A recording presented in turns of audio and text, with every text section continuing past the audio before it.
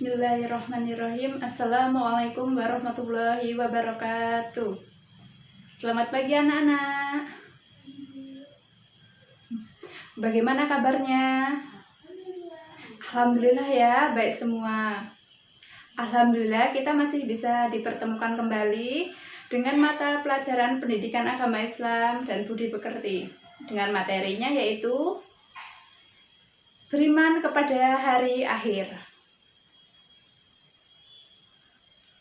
Sebelum kita mulai pembelajaran, alangkah baiknya kita mengawali dengan membaca doa agar dengan harapan semoga apa yang kita pelajari pada hari ini dapat berjalan dengan lancar dan mendapatkan barokah dari Allah Subhanahu wa Ta'ala. Berdoa mulai.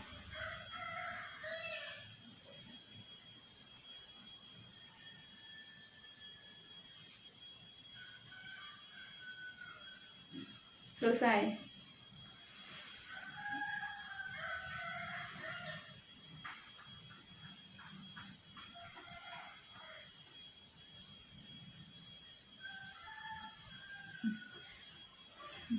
Sebelum kita mulai pembelajaran, coba kalian tengok ke samping kanan kiri kalian dan ke belakang kalian. Apakah teman kalian pada berangkat semua?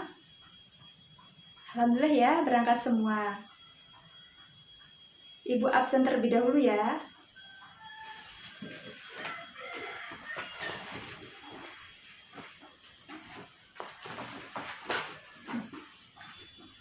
Abelia Rahma hadir ya. Agung Firmansyah hadir. Ahmad Fajar hadir. Andi Pratama hadir. Cahya Kumala hadir ya. Devika Kumala, Dinda Ramadhani hadir. Lutfi Hana hadir. Nabila hadir. Tika Damayanti hadir. Windy Octavia hadir. Hadir semua ya, alhamdulillah. Tadi malam adakah yang sudah belajar?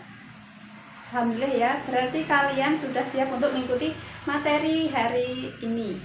Baik, Ibu akan menjelaskan tujuan pembelajaran pada pagi hari ini. Yang pertama, meyakini terjadinya hari akhir. Yang kedua, berperilaku jujur, bertanggung jawab, dan adil sesuai dengan keimanan kepada hari akhir. Yang ketiga, menjelaskan pengertian hari akhir. Yang keempat, menjelaskan dalil-dalil yang berkaitan dengan hari akhir. Yang kelima, menjelaskan tanda-tanda hari akhir. Yang keenam, menjelaskan hikmah dan manfaat beriman kepada hari akhir. Yang ketujuh, menyimpulkan keterkaitan antara beriman kepada hari akhir dengan pelaku jujur, bertanggung jawab, dan adil. Oke, baik. Apakah ada yang ditanyakan? Tidak ya. Coba kalian buka buku kalian halaman pertama. Sudah semuanya? Ya. Nah, ada yang tahu tidak beriman kepada hari akhir itu apa? Ya, Mbak Lutfi. Silahkan.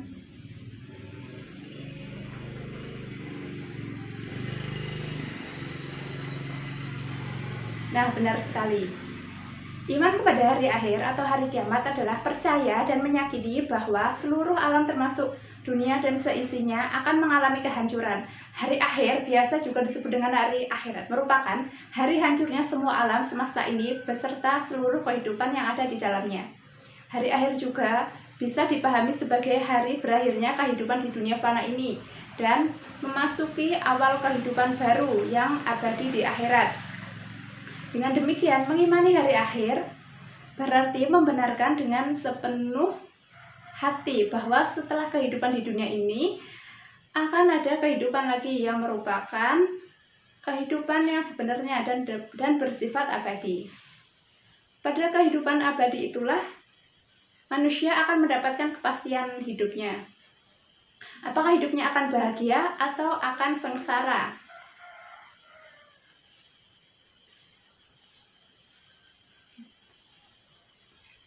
Beriman kepada hari akhir juga diikuti dengan beriman kepada kehidupan akhirat dan semua peristiwa yang terjadi di dalamnya. Iman pada hari akhir artinya mempercayai bahwa hari kiamat suatu hari akan datang, di mana seluruh alam semesta hancur dan kehidupan yang kekal hanyalah akhirat yang akan menanti. Baik, coba kalian simak video berikut ini mengenai terjadinya hari akhir.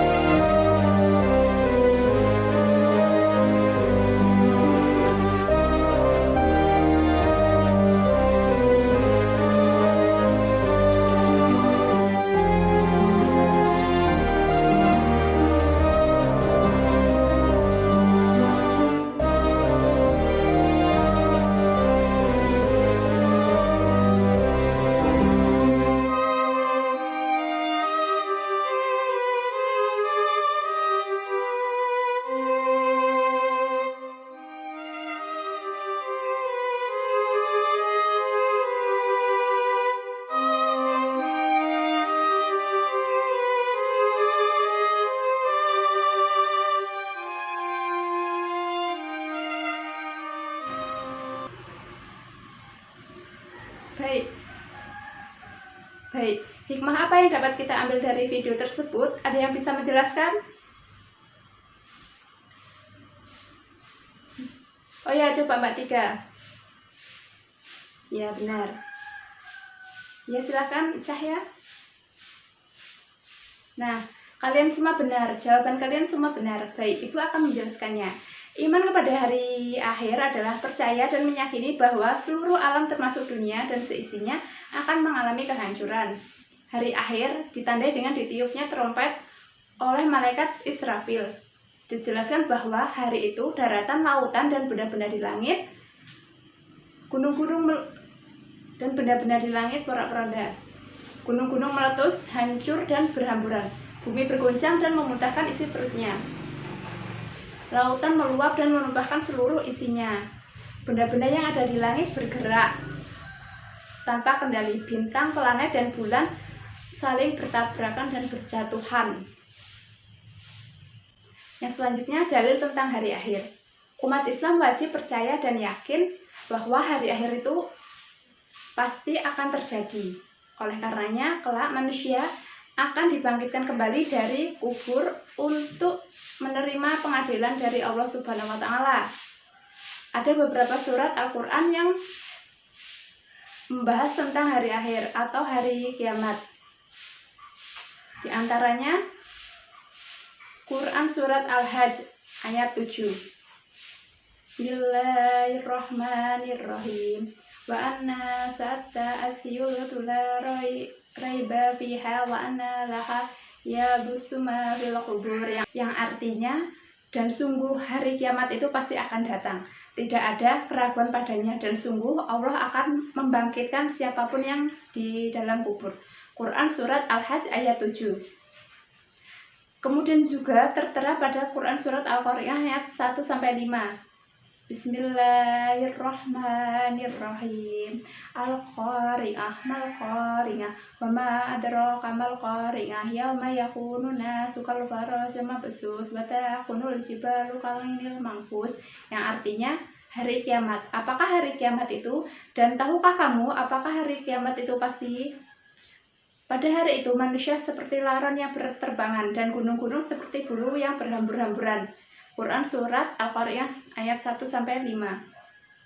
Serta disebutkan dalam ayat Quran surat Al-An'am ayat 87. Bismillahirrahmanirrahim. Wa yawma yunfakhu fi syuri fa fasimman fi samawati wa ma fil ard ila mausallah wa kulun atau dakhirin, yang artinya, dan ingatlah pada hari ketika sangkakala ditiup, maka terkejutlah apa yang ada di langit dan apa yang di bumi kecuali yang dikehendaki Allah, dan semua mereka datang menghadapnya dengan merendahkannya, dengan merendahkan dirinya. Quran surat Al-An'am ayat 87. Ayat-ayat tersebut menegaskan bahwa hari kiamat itu bukanlah omong kosong, tapi kejadian yang benar adanya. Hanya saja manusia tidak ada yang tahu kapan itu akan terjadi, dan ini adalah rahasia Allah. Hanya Allah yang Maha tahu kapan hari kiamat itu akan terjadi. Ketika kiamat tiba, bumi akan hancur, semua makhluk mati, lalu Allah menghidupkan kembali manusia dari alam kubur.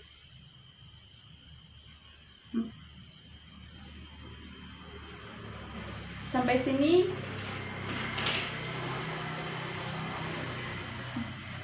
ada yang ditanyakan?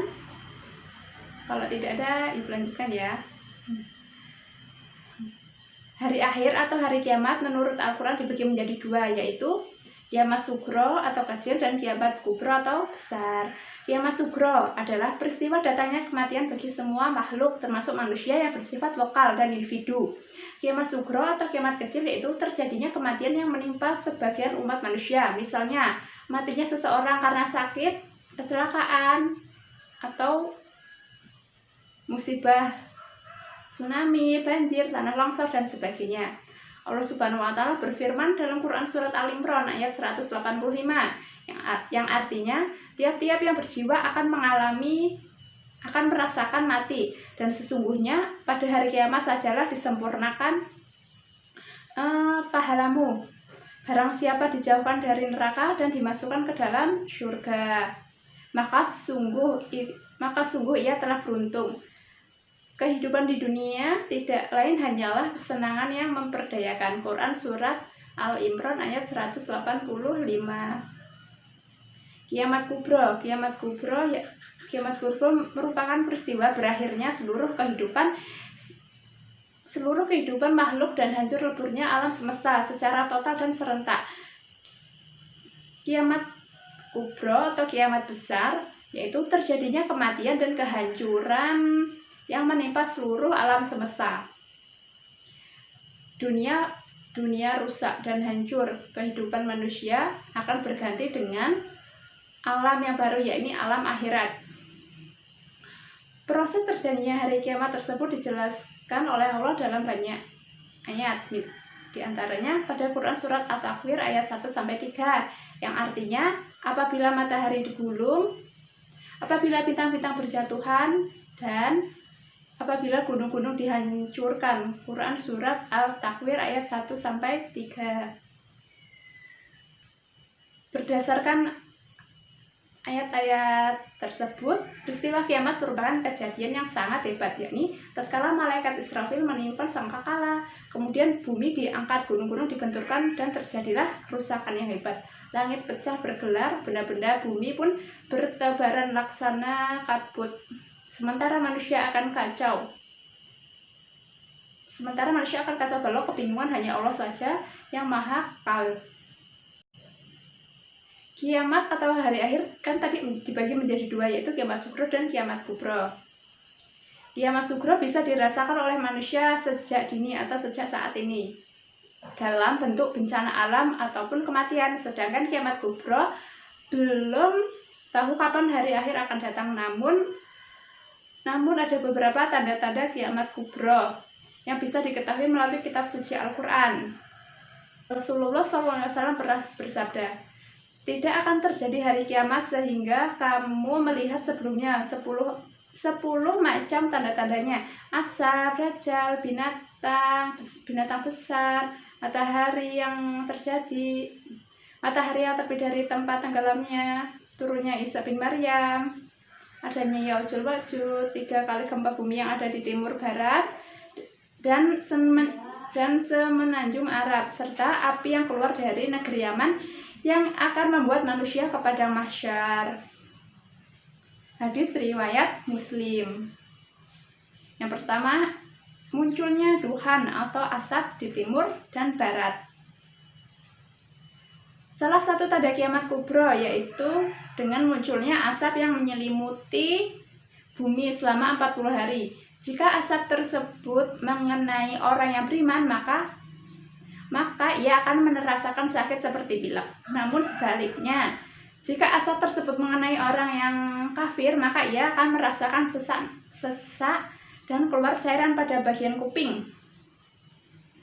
Dari Abu Malik Al-Asy'ari radhiyallahu anhu bersabda, sesungguhnya Rabb kalian memperingati kalian dari 3 hal, yakni asap jika mengenai orang muslim maka akan merasakan seperti pilek, sedangkan jika mengenai orang kafir maka mereka akan sesak nafas dan keluar cairan dari kuping mereka.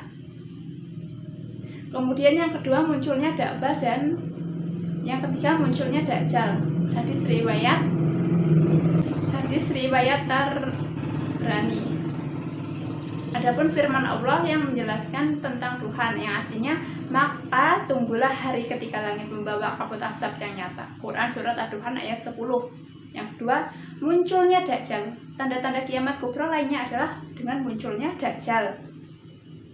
Dajjal akan turun ke muka bumi. Ia akan hadir membawa fitnah yang sangat besar yang akan merenggut keimanan seseorang, sehingga banyak orang yang mendengar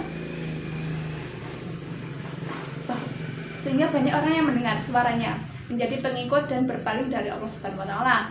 Turunnya Dajjal ditandai dengan beberapa tanda-tanda, yakni dengan ujian musim kemarau yang mengakibatkan kelaparan, serta tidak turunnya hujan selama 3 tahun berturut-turut yang membuat pepohonan kering dan hewan ternak mati.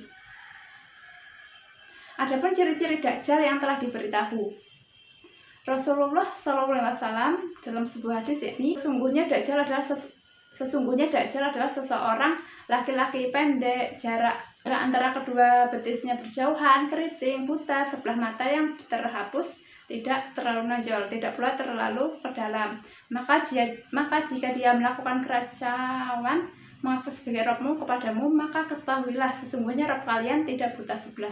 Hadis riwayat Daud.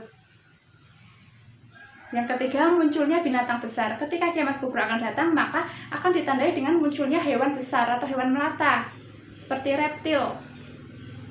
Hal tersebut dijelaskan dalam Quran Surat Al-An'am ayat 82, yang artinya, apabila perkataan ketentuan maka kehancuran alam telah berlalu atau mereka, kami keluarkan makhluk bergerak senyawa dari bumi yang akan mengatakan kepada mereka bahwa manusia dahulu tidak yakin kepada ayat-ayat kami. Selain itu diriwayatkan dari Abu Hurairah, Rasulullah SAW bersabda, segeralah beramal baik sebelum datangnya 6 perkara, yaitu terbitnya matahari dari barat, munculnya asap, dajjal, hewan melata, atau kematian kalian, atau perkara genting yang luas di masyarakat. Yang keempat, matahari yang biasa muncul dari timur saat kiamat akan muncul dari barat. Mengapa? Nah, pada saat itulah waktu menjelang hari kiamat. Peristiwa itu terjadi 1 hari 1 pintu saat pintu Taubat sudah ditutup. Tidak akan terjadi kiamat sehingga matahari terbit dari tempat terbenamnya. Apabila ia telah terbit dari barat dan semua manusia melihat hal itu, maka semua mereka akan beriman, dan itulah waktu yang tidak ada gunanya. Iman seseorang yang belum pernah beriman sebelum itu, yang belum pernah beriman sebelumnya. Hadis riwayat Bukhari Muslim. Yang kelima, turunnya Nabi Isa alaihissalam. Nabi Isa alaihissalam akan diturunkan untuk membela kebenaran, dan saat itulah kiamat akan tiba. Sungguh dia Isa itu benar-benar menjadi pertanda akan datangnya hari kiamat. Karena itu janganlah kamu ragu-ragu tentang hari kiamat itu, dan ikutilah aku. Inilah jalan yang lurus. Selain itu dalam riwayat lain dijelaskan juga sebagai berikut. Diriwayatkan dari Abu Hurairah radhiyallahu anhu, dia berkata, Rasulullah SAW bersabda, dan demi jiwaku yang berada di tengahnya, sudah dekat saatnya di mana akan turunnya pada kalian Isa ibnu Maryam alaihissalam sebagai hakim yang adil. Dia akan menghancurkan salib, membunuh babi, menghapuskan jizyah atau upah atau pajak, dan akan melimpahkan ruah harta benda sehingga tidak ada seorang pun yang mau menerima. Hadis riwayat Bukhari. Yang keenam, penenggalaman bumi. Penenggalaman bumi akan terjadi, yang meliputi bagian barat, timur, dan daerah Jazirah Arab. Ibnu Hajar rahimahullahu berkata, dan telah ditemukan penenggalaman di berbagai tempat. Akan tetapi mungkin saja bahwa yang dimaksud dengan 3 penenggalaman adalah sesuatu yang lebih dahsyat daripada yang telah ditemukan, seperti ukurannya dan tempat yang lebih besar. Selanjutnya, kehadiran Ya'juj Ma'juj. Kehadiran Ya'juj Ma'juj merupakan tanda-tanda dari datangnya hari kiamat. Ya'juj Ma'juj adalah kaum yang suka berbuat kerusakan di muka bumi. Al-Imam Ahmad rahimahullahu meriwayatkan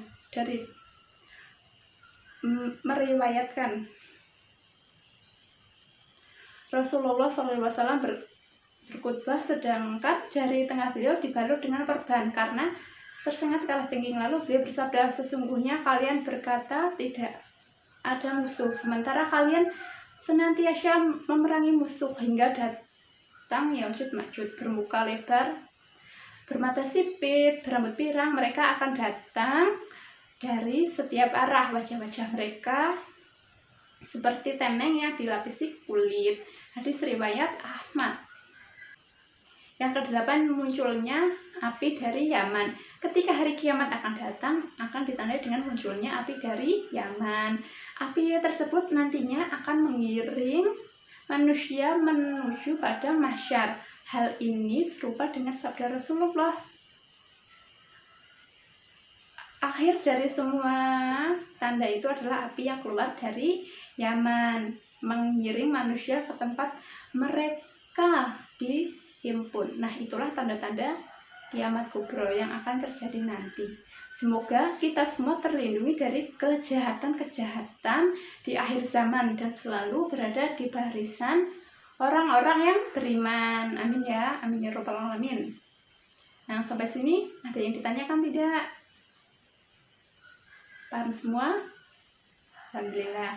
Selanjutnya, periode hari akhir. Setelah alam semesta hancur secara total dan kehidupan semua makhluk Subhanahu wa ta'ala berakhir, maka mulailah manusia menjalani tahap kehidupan baru dan proses menuju alam baqo. Tahapan tersebut dapat saya jelaskan ya.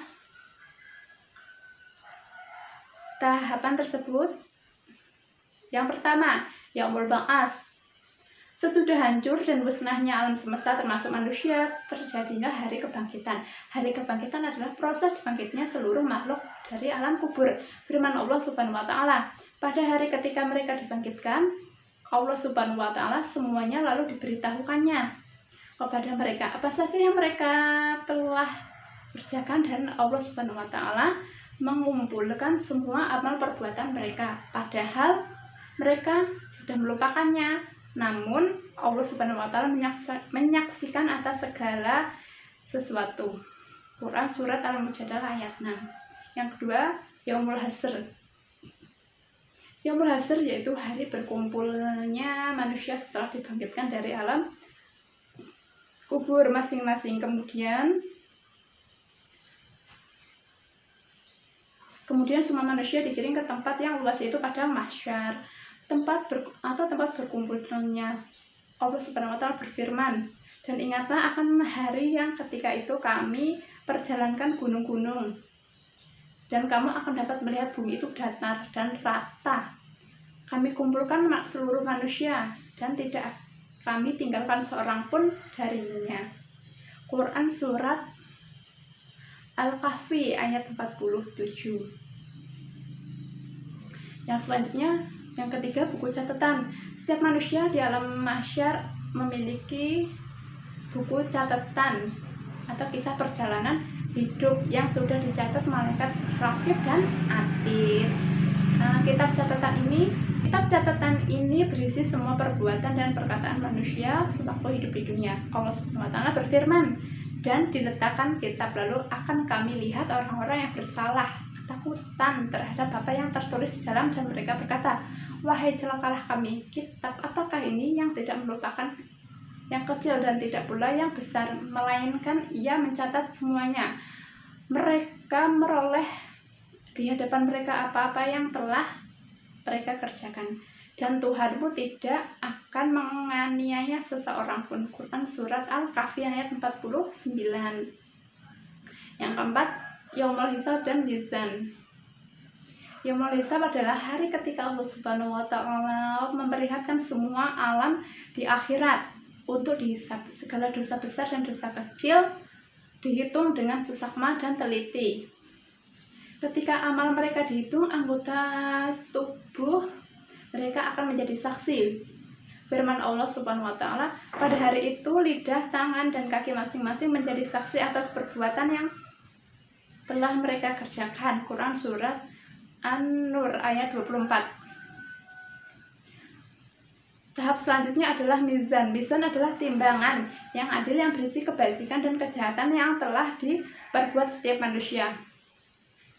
Setiap manusia ditimbang amalnya dengan seadil-adilnya. Allah Subhanahu wa ta'ala berfirman, dan kami letakkan timbangan yang tepat atau adil pada hari kiamat, dan tidak seorang pun dirugikan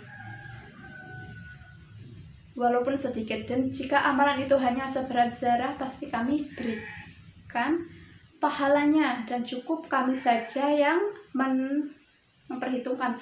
Quran surat Al-Anbiya Al-Anbi ayat 47. Yang kelima, Asyirah. Asyirah adalah jembatan terbentang di atas neraka menuju surga. Mudah atau sulitnya melewati Asyirah itu tergantung pada amal setiap manusia. Rasulullah SAW bersabda, terbentanglah jembatan Asyirah itu di antara dua tepi neraka, dua neraka jahanam. Hadis riwayat Muslim. Yang keenam, Yaumul Jaz. Yaumul Jaz yaitu suatu hari ketika semua manusia akan menerima balasan dari Allah Subhanahu wa taala. Jaz, balasan yang diterima seseorang sesuai dengan amalannya selama kehidupan di dunia. Allah Subhanahu wa taala berfirman, pada hari itu tiap jiwa diberi balasan dengan apa yang telah diusahakannya. Tidak seorang pun dirugikan pada hari tersebut. Sesungguhnya Allah Subhanahu wa taala sangat cepat perhitungannya. Quran Surat Al-Mu'min ayat 17. Yang ketujuh, balasan perbuatan baik dengan syurga. Setelah seluruh manusia dihisab melalui timbangan, mereka diberikan balasan sesuai dengan amal perbuatannya. Pada saat itu terbagilah manusia menjadi dua golongan. Adapun bagi mukmin yang bertakwa kepada Allah pasti akan menerima balasan yang setara, yaitu berupa surga. Surga disediakan oleh Allah Subhanahu wa taala sebagai karunia kepada hambanya. Yang kedelapan, balasan perbuatan buruk dengan neraka. Adapun orang yang selama hidup di dunia lebih banyak mengerjakan perbuatan jahat, maksiat, tercela, kafir terhadap Allah Subhanahu wa taala, kufur pada ajaran dan nikmat Allah Subhanahu wa taala, maka akan menerima balasan yang sesuai dengan apa yang telah dikerjakan pula sebagian kegiatan dan kekerasannya di siksaan mereka digambarkan melalui firman Allah Subhanahu wa taala dalam Quran Surat Al-Ghasyiyah. Memasuki api yang sangat panas neraka, diberi minum dengan air dan dari sumber yang sangat panas. Mereka tidak memperoleh makanan selain dari pohon yang berduri yang tidak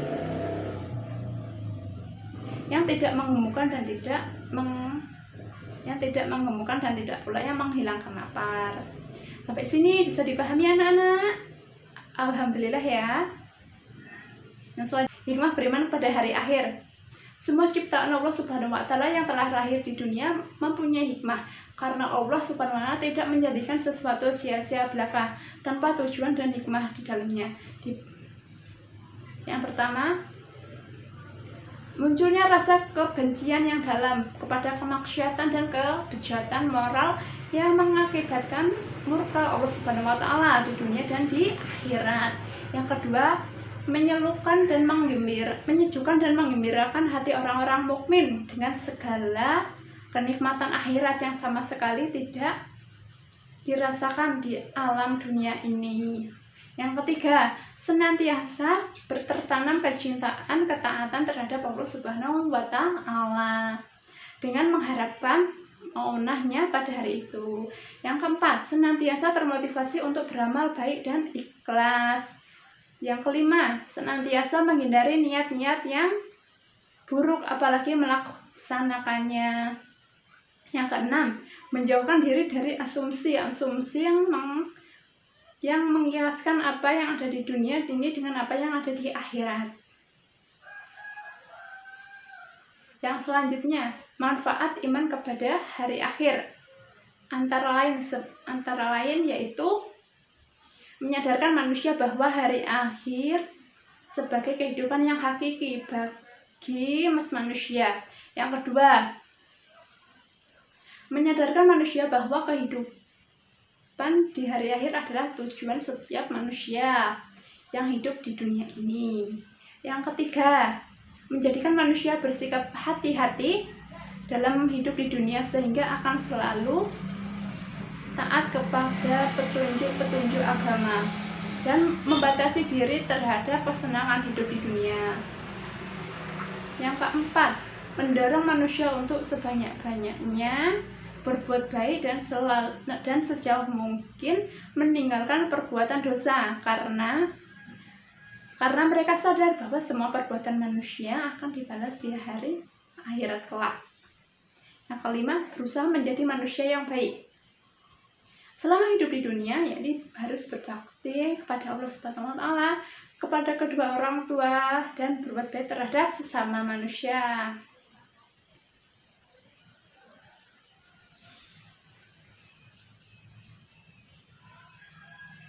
Sampai sini bisa dipahami anak-anak semua? Alhamdulillah ya.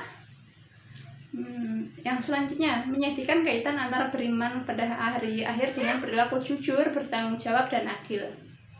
Makna kemenangan dan sukses dunia dan akhirat adalah kita perlu menelusuri motif diri kita yang paling dalam.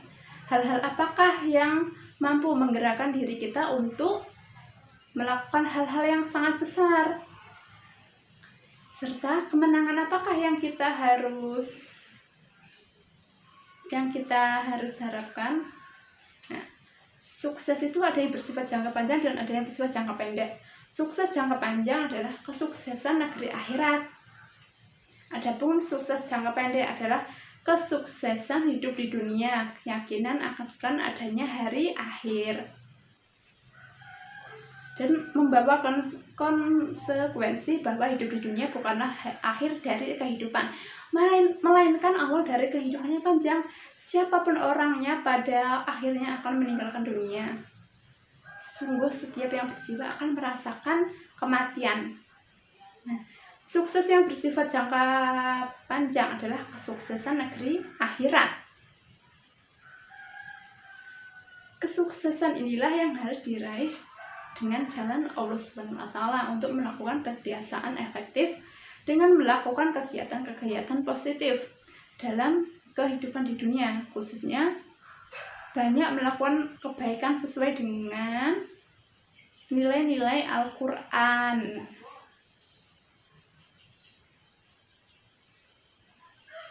Keimanan kepada hari akhir juga memiliki keterkaitan dengan perilaku jujur, bertanggung jawab, dan adil.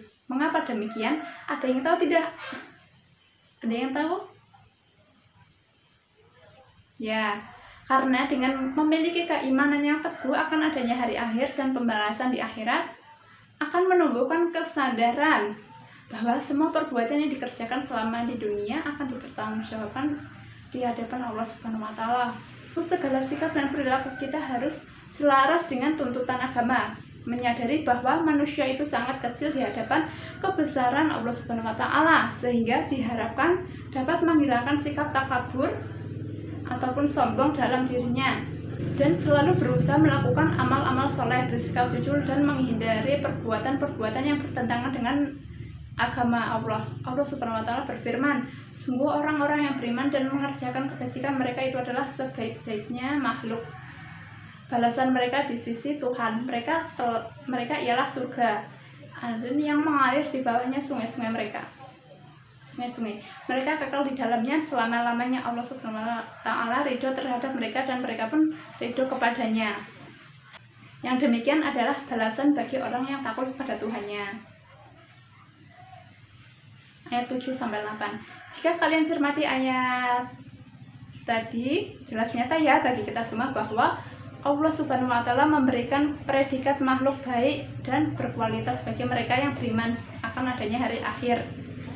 Selain itu, melaksanakan kegiatan bekerja selama hidupnya dengan penuh tanggung jawab dan adil dan jujur. Nah, dengan demikian, perbuatan baiknya selama di dunia akan dibalas di akhirat dengan surganya. Dengan beriman kepada hari akhir akan mendorong seseorang untuk melakukan kebiasaan diri dengan akhlakul karimah, seperti mawas diri, rendah hati, peduli terhadap sesama, dan selalu berusaha berbuat baik dengan mendekatkan diri kepada Allah Subhanahu wa Ta'ala. Hal ini dilakukan dengan ibadah seperti sholat maupun dengan ibadah lainnya ataupun ibadah sosial. Ibadah sosial yaitu semua kegiatan yang bermanfaat bagi sesama dan akan termotivasi untuk selalu berperilaku jujur, bertanggung jawab, dan adil. Sampai sini bisa dipahami? Apakah sudah paham semuanya, anak-anak? Alhamdulillah ya, paham semuanya. Ya, sudah paham. Oke. Tugas yang kemarin tolong dikumpulkan ya di meja. Terima kasih. Nah, sekarang kalian silahkan buka buku kalian halaman 17 dan 19. Di sana ada tugas yang harus dikerjakan dan harus dikumpulkan. Mengerti? Dan ditanyakan tidak? Ya. Baik, sudah Ibu rasa cukup yang pertemuan pada pagi hari ini. Sebelum mengakhiri pembelajaran, semoga apa yang kita jelaskan tadi memberikan arahan untuk kita untuk selalu berbuat baik. Sebelum kita mengakhiri pembelajaran, marilah kita sama-sama membaca hamdalah ya, bersama-sama. Alhamdulillahirrahmanirrahim. Semoga apa yang Ibu sampaikan bermanfaat. Sekian dari Ibu, kurang lebihnya saya mohon maaf dan Ibu akhiri. Wassalamualaikum warahmatullahi wabarakatuh.